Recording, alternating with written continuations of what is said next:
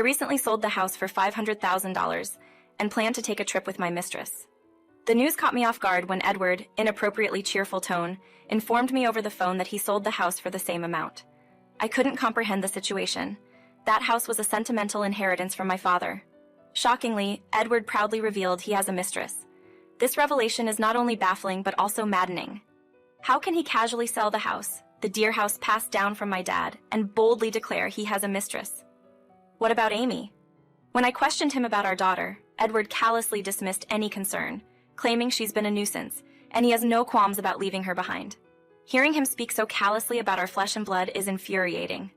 I am Betty Sandra, a 41-year-old homemaker, and my life with my husband Edward and our 12-year-old daughter Amy is far from harmonious. Our marriage has been strained for quite some time, and suspicions of Edward's infidelity have lingered for about a year.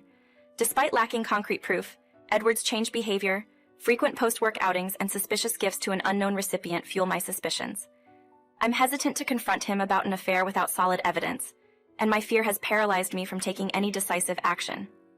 Reflecting on the past, the Edward I met and fell in love with a decade ago seems like a distant memory.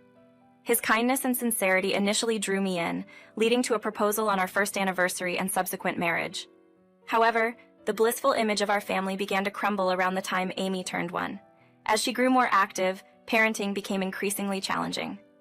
As a full-time homemaker, I juggled the responsibilities, seeking Edward's assistance with baths and meals after his workday. Initially cooperative, Edward's willingness to participate waned over time, leaving me to wonder why he deemed parenting solely my responsibility as a stay-at-home mom.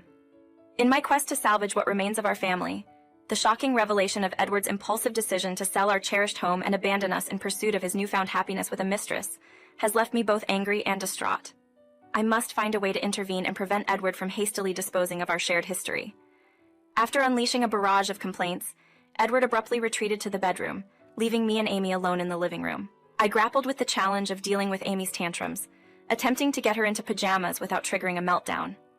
The sting of Edward's earlier harsh words lingered as I navigated through this difficult moment. Following his outburst, Edward withdrew from any interaction with Amy, even refusing her pleas to play on his days off, dismissively claiming that playing is my job as a mom, citing his purported busyness.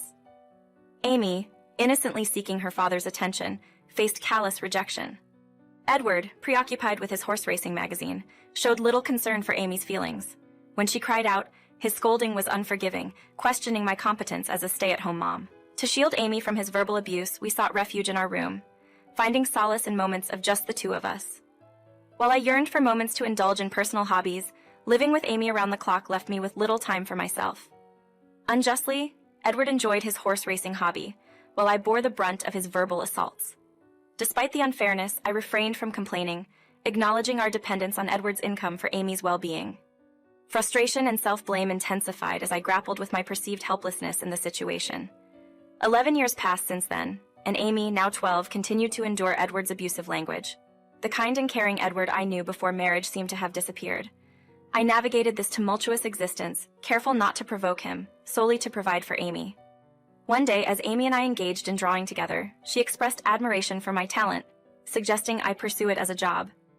Despite once aspiring to be a cartoonist, I had abandoned the dream, continuing to draw as a hobby. Amy's encouragement and praise brought a sense of pride and confidence, momentarily overshadowing the challenges posed by Edward's cantankerous nature. Despite Edward's disruptive behavior, Amy blossomed into an honest and straightforward individual with a sunny disposition. Her compliment on my drawing served as a source of joy and motivation.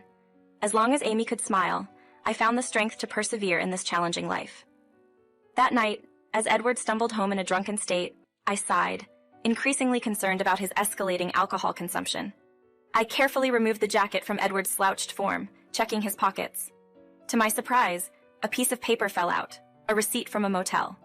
This tangible evidence confirmed my suspicions of infidelity, which had been lingering vaguely until now. Quietly concealing the incriminating receipt on a shelf, I contemplated how to confront Edward. The next morning, with Edward not entirely sober, I seized the opportunity after Amy had gone to school. Engaging in routine household chores, the receipt from the previous day occupied my thoughts. While I had chosen not to confront Edward without evidence, having concrete proof now made it challenging to ignore the facade of our masked couple. I desired a confession and an apology from him within a week, maybe even a few days. But how? Lost in thought, my smartphone buzzed unexpectedly. Glancing at the unfamiliar number, a sense of apprehension overcame me as I answered. The caller identified themselves as from General Hospital, delivering news about Edward. Rushed there by ambulance, he was undergoing surgery for a kidney disease, with a high risk of kidney failure and the need for a transplant. Overwhelmed by the sudden revelation, the doctor assured me that a kidney transplant was possible if a compatible donor was found quickly. While Edward's behavior had been hurtful, I couldn't fathom wishing for him to lose his life. That night, I pondered the transplant surgery, contemplating the possibility of saving Edward's life. Weeks passed, and the results of potential kidney transplant candidates within the family were revealed. Surprisingly, I turned out to be the best match. Edward's parents, though alive, were unfit for surgery due to poor health. As an only child with a compatible blood type, I emerged as the most suitable donor. Despite hesitations, the value of Edward's life outweighed any reservations, prompting me to proceed with being the donor for his kidney transplant. When I explained Edward's medical condition and our impending transplant to Amy, she offered her blessing, encouraging me to do my best. During my hospitalization, Amy stayed with my in-laws, who despite their health issues welcomed her.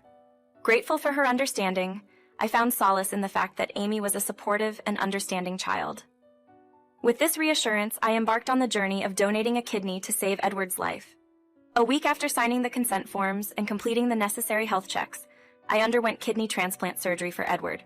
The procedure, surprisingly swift, led to a hospital stay of about a week for me and 11 days for Edward. Fortunately, there were no complications, and both of us experienced a smooth recovery. As the day of my discharge approached, I received an unexpected call on my phone. Answering the call with curiosity, I recognized the voice on the other end. It was Edward. Anticipating words of gratitude for becoming a donor, I asked about his post-surgery condition. However, his response was entirely unexpected. Edward, pausing for a breath, shifted the conversation abruptly to our house. He casually informed me that he had sold our house for $500,000 and planned to embark on a trip with his mistress. The news struck me like a thunderbolt, and I couldn't comprehend his inappropriately cheerful tone. The house he claimed to have sold was the cherished inheritance from my father, and his brazen admission of having a mistress was nothing short of insane. Outraged, I questioned the fate of Amy, to which Edward callously replied that he didn't care, dismissing her as a nuisance he was leaving behind. The shock of learning about the sale of our house and Edward's intention to run off with his mistress left me angry and on the verge of losing my sanity. Determined to intervene, I couldn't accept him hastily disposing of the house without proper consideration. Edward abruptly ended the call, leaving me in turmoil as I tried to make sense of the situation.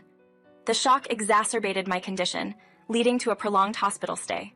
Distraught and feeling helpless, I contemplated my next steps. The urgency to secure a place for Amy and me became evident without our home. I called Amy, expressing concern about our situation. However, to my surprise, she reassured me with a bright voice, stating that she had taken care of things. Confused by her confident statement, I probed further. Amy explained that Edward had asked his mistress to sell the house, but in reality, her grandparents had intervened. Listening to Amy's detailed account, I was astonished by the unexpected turn of events during my hospitalization.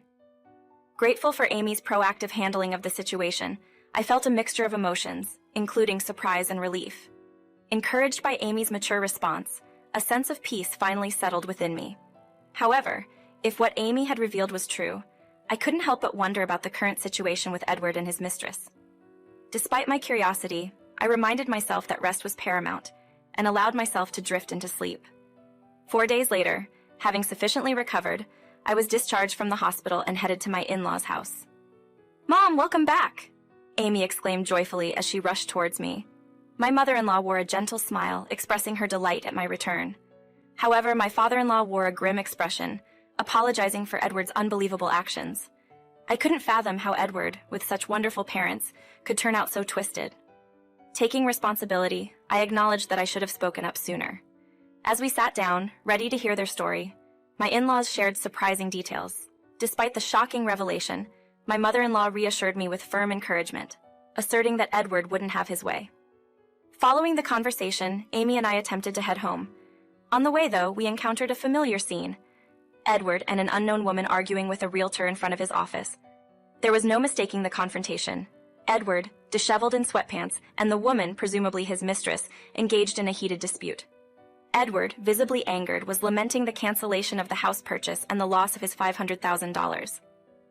Surprised, Amy and I approached them, questioning Edward's presence.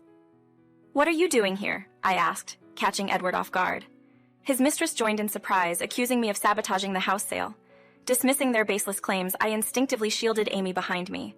Addressing the confused realtor, I clarified my relationship with Edward, stating that I was his wife. The realtor, taken aback, shared the unfortunate consequences of the canceled purchase, highlighting the impact on their plans to board a plane and buy a new house.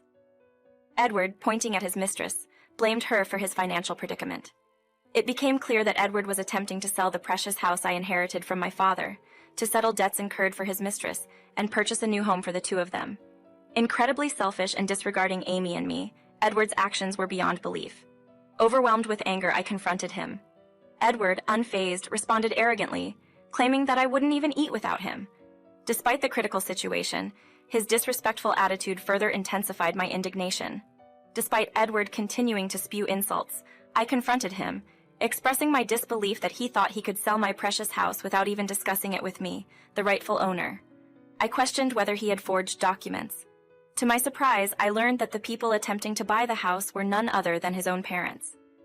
Amy had revealed over the phone, while I was in the hospital, that my in-laws had staged a plan to pretend to buy the house as a strategy to discipline Edward.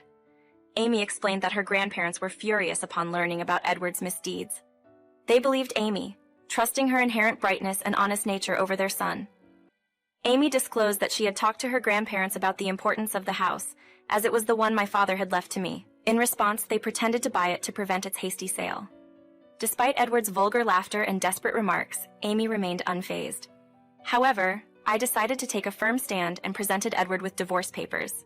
His scoffing response implied disbelief that I could live without him, assuming my dependence as a homemaker.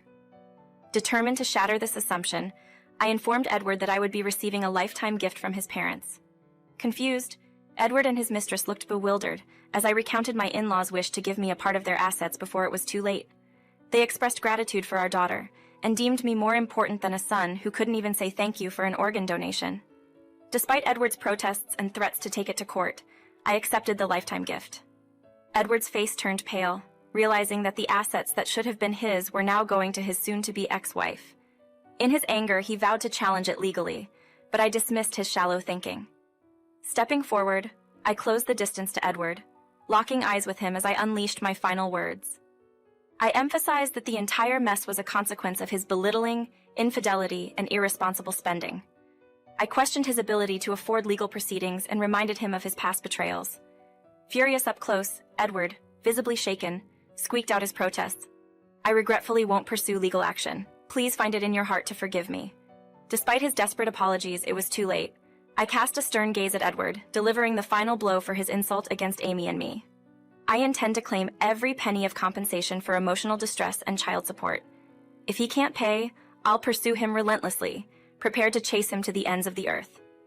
Edward and his mistress shrieked and fled, while the realtor, who witnessed the entire scene, thanked me with a posture suggesting a burden lifted from his back. No, I should be the one apologizing for the trouble I've caused, I replied, feeling uneasy about staying any longer. I took Amy's hand and we headed home. Mom, that was so cool. Thank you for standing up for me, Amy expressed, a smile gracing her face. I vowed to protect her for the rest of my life. Later on, I was able to divorce Edward without any issues, ending the long-suffering marriage surprisingly easily. It made me wonder why I endured everything until now. It appeared Edward had invested heavily in his affair, leading him to borrow money from somewhere. His mistress left him, citing an inability to be with such a financially troubled man. Misfortunes converged as Edward's company downsized due to sales decline from material shortages. Working in the factory, Edward was among the first to be laid off. While inconvenient, it's hard to believe he was laid off for no reason. The company likely let go of underperforming or poorly behaved employees first. Given Edward's attitude at home, it's plausible he displayed a similar demeanor at work. Now unemployed and abandoned by his lover and wife, Edward struggles with part-time jobs and lacks the energy to seek full-time employment. It must feel bleak for him, but there's no room for sympathy. Despite donating a part of my kidney to him, he mocked me, and karma seems to have caught up. Edward should focus on working hard to pay off his debts. As for me, I turned to illustration work, supported by the assets inherited from my in-laws. Amy's compliment about my drawing skills kick-started my career. Though orders are still limited, clients praise my meticulous and skillful work. I plan to expand my clientele and work diligently to raise Amy properly.